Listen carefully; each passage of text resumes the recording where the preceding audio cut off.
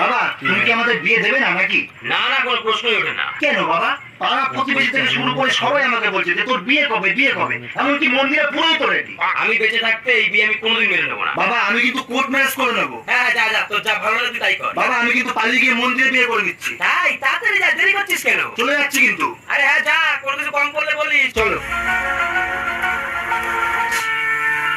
এই তুমি এরকম করছো কেন? ওরা দুজন দুজনকে ভালোবাসে, তো বিয়ে করতে যাচ্ছে করুক, অসুবিধাটা কোথায়? আরে বাবা তুমি জানো এখনকার দিনে বিয়ে দিতে গেলে 10-12 লাখ টাকা খরচা, তারপর লোকজন নিমন্ত্রণ করে খাওয়াবো, আর খাওয়া দাওয়ার পর আবার বদনামও করে। আমিও চাই ওরা পাড়ায় গিয়ে বিয়ে করুক, তাতে আমার টাকাও বেঁচে যাবে, আর তারপরে তো দুটো গোয়া টিকিট কেটে দেবো। হানিমুন থেকে ওরা এমনি সুসুর করে বাড়ি চলে আসবে, ওদের বিয়েও হয়ে গেল, আমার খরচা বেঁচে গেল। তোমার মতো কি পেলে আমি জন্মে দেখিনি।